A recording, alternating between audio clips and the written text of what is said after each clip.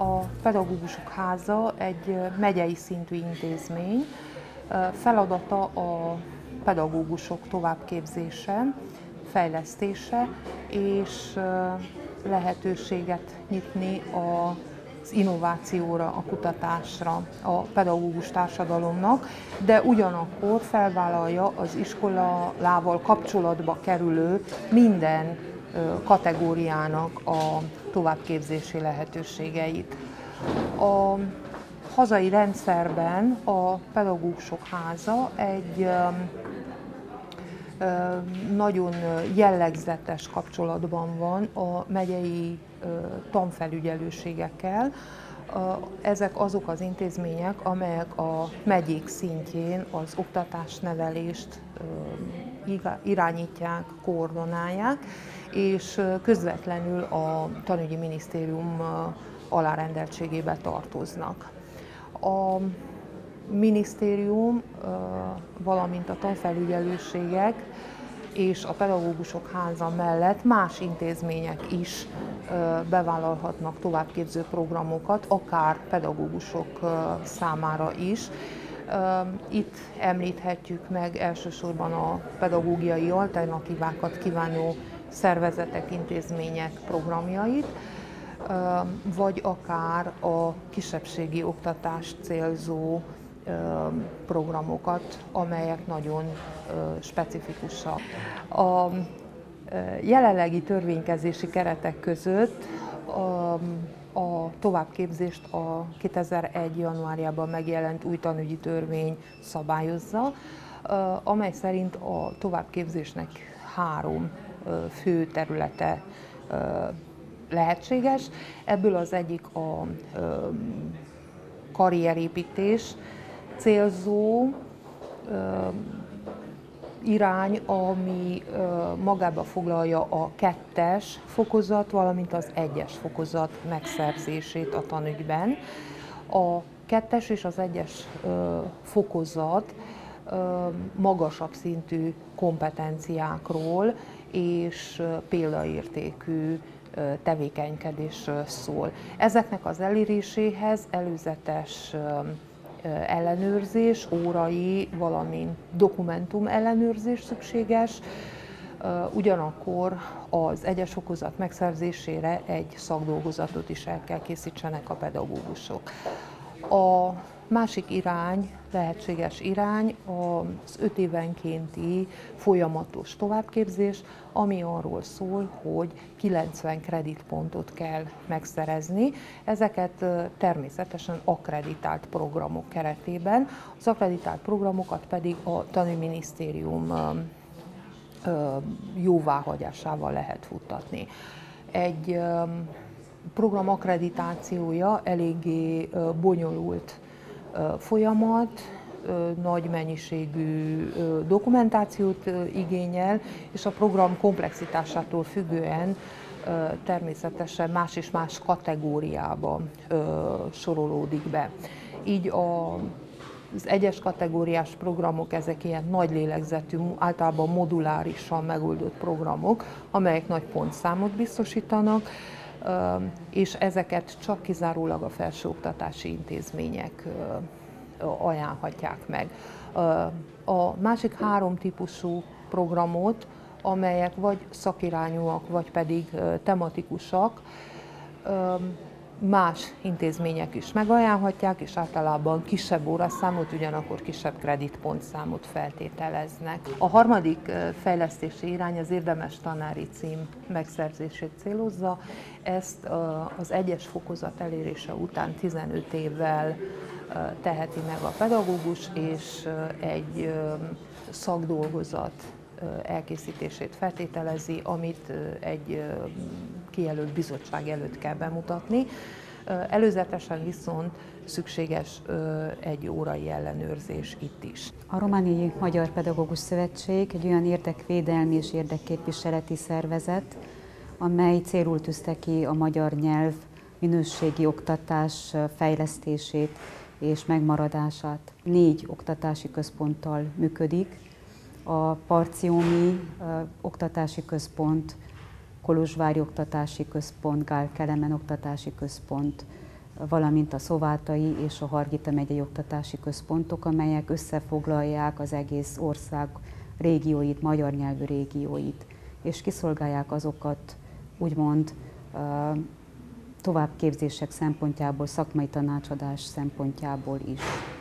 Az a pár ezernyi magyar pedagógus, aki jelenleg Romániában oktatja azokat a gyerekeket, akik anyanyelvükön akarnak tovább tanulni, olyan feladatokat vállal magára, amelyek bizony sokszor rendkívüli gondokat hordoznak, nehézségeknek a megoldását követelik meg, és a szövetségre hárul természetesen az a feladat is, hogy ezeknek a pedagógusoknak, akik tényleg vállalják az anyanyelven való oktatást, olyan hátteret biztosítson, amely biztonságot, amely bátorítást jelent mindannyiuk számára. Ennek a szövetségnek legfőbb feladata kétségtelenül az, hogy a magyarul tanulni akaró, magyarul tanuló gyerekek a jövőjüket úgy tudják elképzelni és megvalósítani, hogy az anyanyelven szerzett ismereteket tudják alkalmazni, tudják hasznosítani. Sajnos azzal is meg kell küzdenünk időnként, hogy a szülők egy részét meggyőzzük arról, hogy az anyanyelven való tanulás mindennél fontosabb. A céljaink között szerepel tehát, hogy itt Romániában, Erdélyben, a szórványvidékeken különösen próbáljuk a magyar fiatalokban, a diákokban erősíteni a magyar identitástudatot, és meggyőzni őket arról, hogy érdemes magyarul tanulni, mert aki anyanyelven tanulja meg a tudományt, az jobban tud érvényesülni.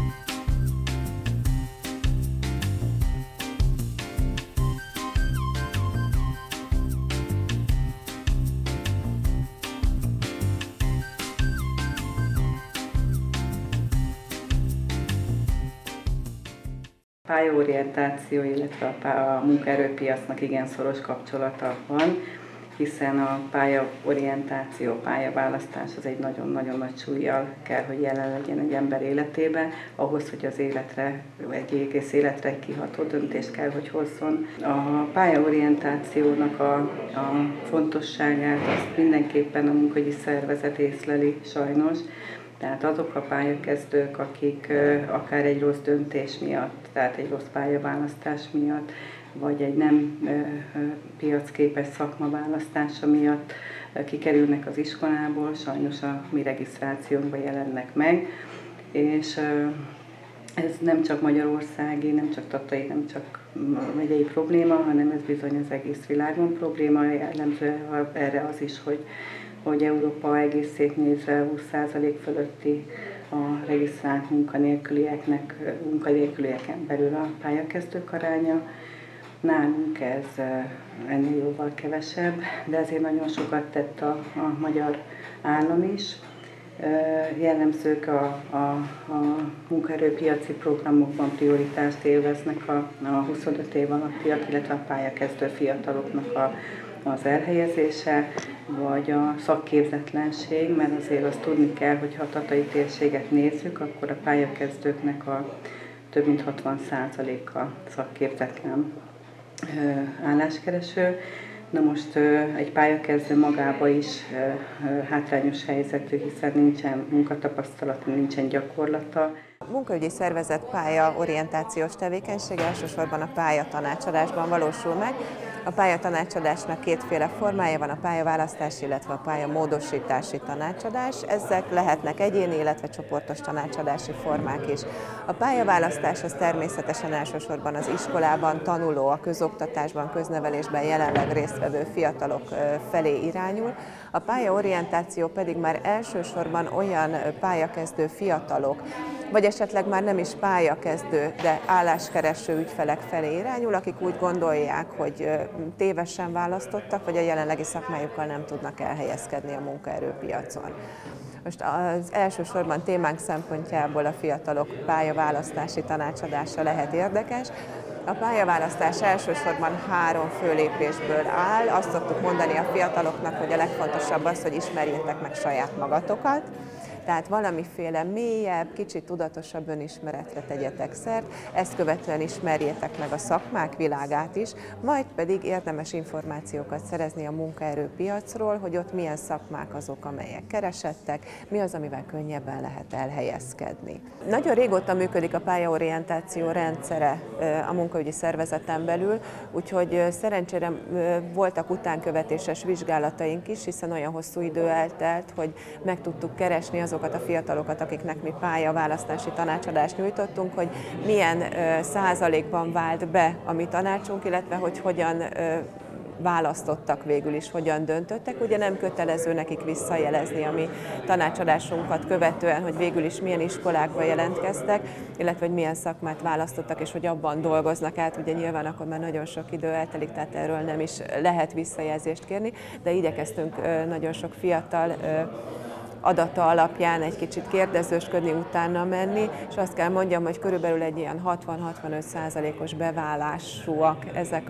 a tanácsadások, tehát azt a szakmát választották, amit közösen megbeszéltünk, illetve időnként a szülőt is bevonva megbeszéltünk, hiszen előfordulhatnak olyan esetek is, amikor nem csak a tanácsadó és a diák között történik egy tanácsadást értékelő, lezáró, összegző beszélgetés, hanem ebbe a szülőt is bevonjuk. Ma azt kell, hogy mondjam, hogy ez a személyes egyéni tanácsadás, ez egy picit talán háttérbe szorult az informatika világának a fejlődésével párhuzamosan, hiszen azért nagyon nagy arányban jellemző a fiatalokra, hogy saját maguk szeretnek utána nézni információknak, és hát azért az internet erre nagyon nagy teret és lehetőséget ad számukra. Ez a bizonyos pályaorientációs teszt, amit a tatai gyerekek és a megyében és az országban bárki kitölthet, ez attól érdekes és attól különleges, hogy abban segíti a szülőt és a gyereket egyszerre, hogy miután egy számítógépes, majdnem hogy játék, teszt kitöltés keretében különböző kérdéseket tesznek fel, ami egy kicsit arra segít rávezetni, hogy vajon milyen témák érdeklik, mi a hobbija, mivel foglalkozik szívesen, mire szán több időt. Tehát egy külön nagy méretű kérdésszám alapján, egy olyan 20 perc alatt kitölthető kérdőív folyamán, utána kielemezve ezt a kérdőívet, kiderül, hogy mifelé orientálódik a gyerek, esetleg művészetek irányába, esetleg tényleg gimnáziumi irányba, mert a tudományok érdeklik, vagy ez a pálya, vagy akár olyanra is fény derül, hogy milyen egyéniség, hogy esetleg jó előadókészséggel rendelkezik, akár színész lehet, vagy ha éppen kimutatja a matematikai készségét, mert szeret kombinatorikával foglalkozni, akkor akár még a tudós pálya vagy a matematikai tanárpálya is lehetséges, de csak egyáltalán tehát az irányvonalak, hogy mi érdekli, ebből azért a pszichológusok nagyon sok mindent ki tudnak olvasni, és tudnak segíteni a szülőknek, hogy a gyereknek gyakorlati érdekeltsége van, érdeklődése, hogy a manuális dolgokat szereti, azaz bütykölni szeret, szerelgetni, akkor valószínűleg egy szakma felé kell őt fordítani, vagy ha egyből mondja, hogy otthon a konyhában sertepertél reggeltől estig, akkor egyértelmű, hogy őt akkor szakács szakma felé lehet fordítani, mert hogy arra fordul az érdeklődése. Tehát ez egy ilyen nagyon szertágazó teszt. A gyerekek általában minden évben, amikor 6., 7. már lehet próbálkozni, de 8. osztályban azért a továbbtanulási lap kitöltése előtt szoktuk ajánlani, és a munkaügyi központok kezelik, tehát csak ők jogosultak, ők telepítik ki a gépeket az ilyen bőrzékre, és akkor ott a gyerekek helyben a bőrzék alkalmával akár egy játék keretében kitölthetik, és akkor azt a bizonyos kitöltöttet kielemzi a pszichológus, és elmondja, hogy milyen pályára vagy alkalmas, vagy mire lehet alkalmas a gyermek. És ez egy kicsit segítség a szülőnek.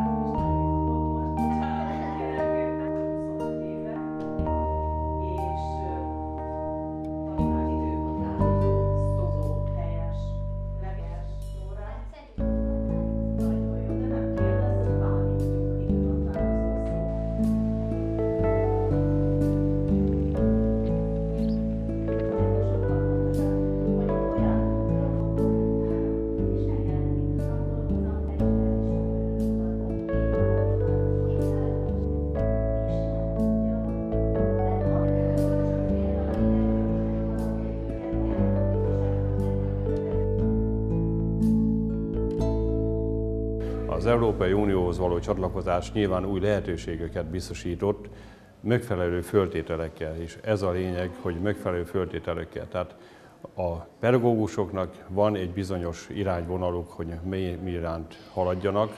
Nyilván úgy lehet valamit fejleszteni, hogy ahhoz a pénzügyi források is megvannak.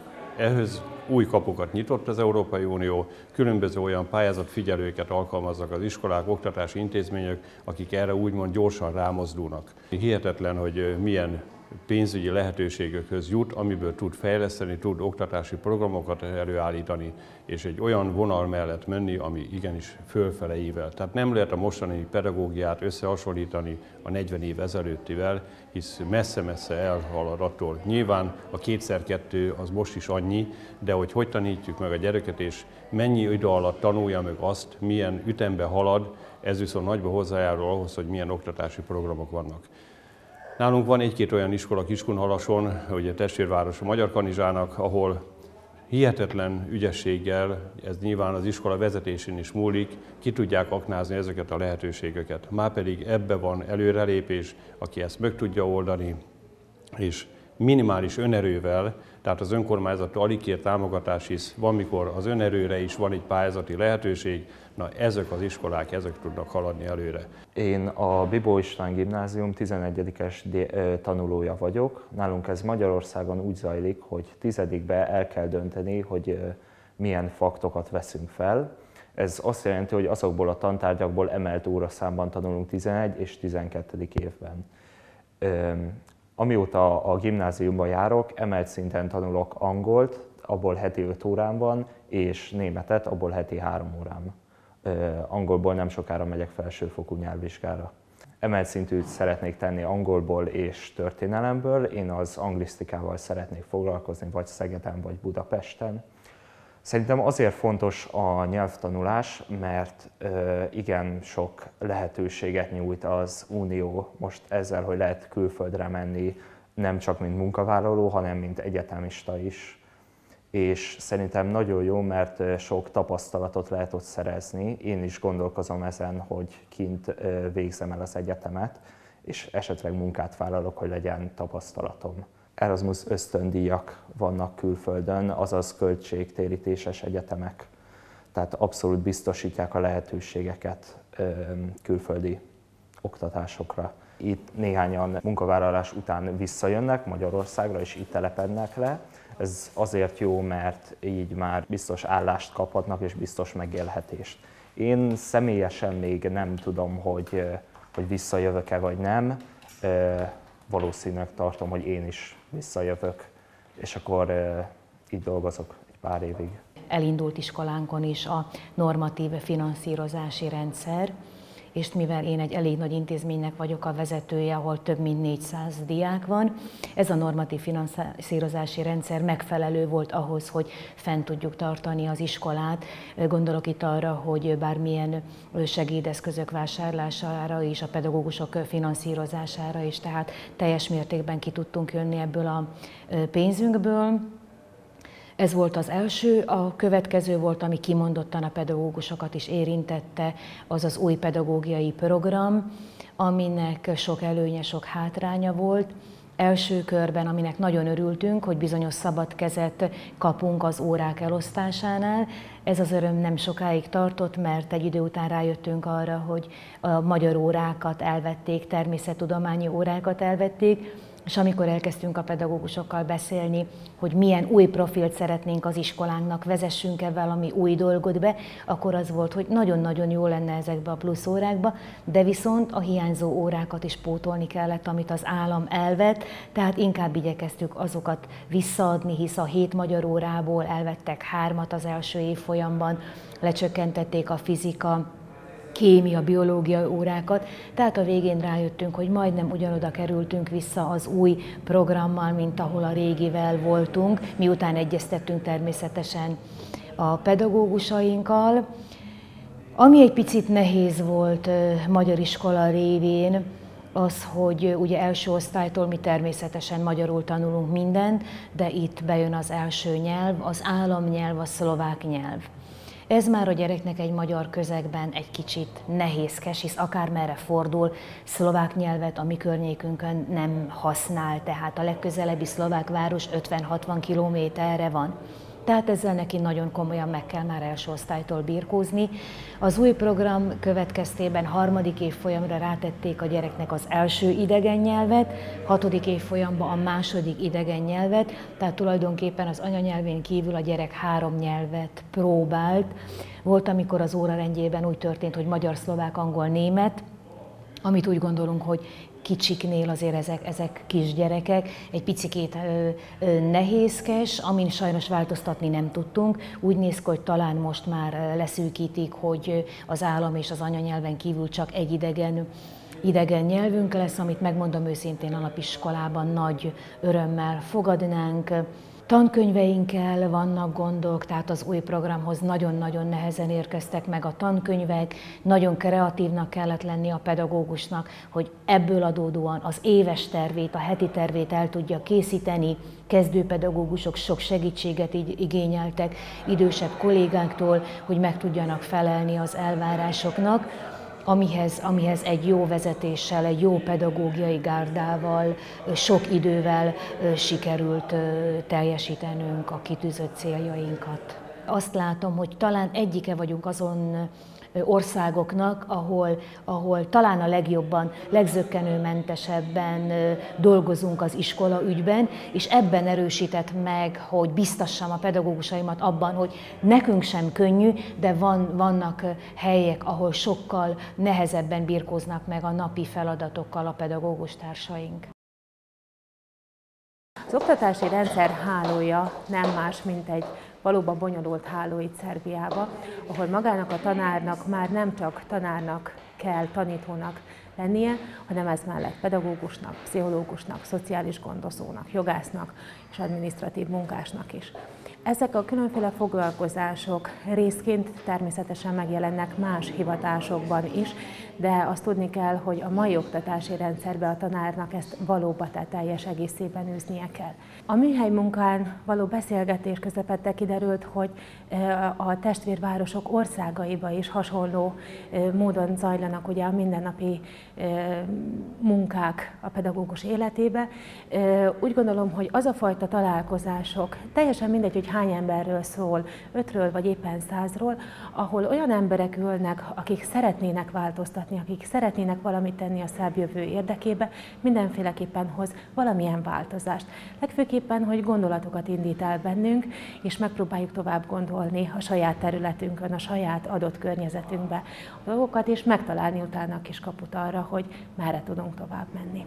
Találkozásaink során felmerültek azok a kérdések, amelyeket a résztvevők minden alkalommal kidomborítottak, ilyenek a fiatalok érvényesülése, a fiatalok továbbtanulása, a fiatalok pályaorientációja, hogyan kell őket segíteni a szakmák kiválasztásában, mit jelent az, hogy piacképes munkaerőt képezzenek a középiskolák, valamint a felsőoktatási intézmények. Ugyanakkor körbejártuk a pedagógusok továbbképzésének széles tematikáját több helyszínen is, hiszen párhuzamokat és összehasonlításokat próbáltunk vonni a különböző országokban, különböző vidéken működő pedagógus szervezetek vagy intézmények munkája között, ugyanakkor az országokban hatályban lévő törvényi keretek között is. Megállapítottuk, hogy a pedagógus képzés az egyik legfontosabb feltétele az oktatás minőségének biztosításához, ezért örömmel konstatálhatjuk azt, hogy szinte a Kárpát-medencében hasonló módon szerveződik meg a pedagógusok állandó szakmai továbbképzése. Itt beszélünk fejlesztésről, önfejlesztésről és továbbtanulásról és másoddiploma megszerzéséről is, de a lényeg az, hogy a pedagógusok olyan tudatuknak azon a magaslatán vannak, ahol felismerik azt, hogy milyen fontos az állandó, úgymond önképzés, tehát fejlődésükön való dolgozás. A fiatalok pályaválasztása egy nagyon fontos kérdéskör, mellyel foglalkoztunk a műhely munkákon, mégpedig a különböző mintákat próbáltuk egymásnak elmesélni, különböző országokban jól bevált vagy nem jól működő mintákat tártuk fel. Így például nagyon hasznunkra vállott az a rendszer, ahogy Magyarországon ugye önkormányzati hivatalok, járás megyeszintjén irodák működtetik, karolják fel a pályaorientációt, és ez nem egy névleges iroda, ez egy tényleg működő iroda, ahol a pályát választó gyermekeknek úgy az általános iskola utolsó éveiben, mint a középiskoláztatás folyamán is komoly segítséget és programkínálatot nyújtanak. Itt a szerbiai delegációnak volt mit tanulnia, ezeket a jó mintákat mi is át tudjuk venni. Törvényeink engedik is, hogy foglalkozzunk a gyermekeink pályaorientációjával, sőt az általános iskolában és a középiskolában ez elvárandó és feldolgozandó témakör, viszont maguk a kormányhivatalok, az állami szervekben észleljük azt, hogy van némi javítani való, tehát teszem azt, kis létszámmal dolgoznak ezek a hivatalok, nem jutnak oda a konkrét programok megvalósításához, és utána viszont marad csak a pedagógus, és a szülő, természetesen a család, aki a pályaválasztásban besegít gyermekének. Amikor a pedagógus továbbképzés témakörét írtuk körül, megállapítottuk azt, hogy ugyan a felsőoktatási intézményeknek, különböző oktatási intézményeknek, de a civil szerveződéseknek is nagy szerepük van. Erdélyben, így egész Romániában nagyon jól és szervezetten működik a Pedagógus Szövetség, országos szinten, majd megyék szintjén is, és ott valahol ez a szerveződés, ez a civil szerveződés biztosítja a minőséges tanári továbbképzést. Személyes tapasztalatom pedig az, hogy mennyire nagy szüksége van az ilyen találkozóknak. Nagyon fontos az, hogy a szakma beszélgessen, ilyenkor derül ki azt, hogy hasonlóak a problémák, hasonlóan tudunk a megoldásokhoz nyúlni, és a már jól bevált intézkedéseket egymástól esetleg eltanulhatjuk, azaz átadhatjuk egymásnak.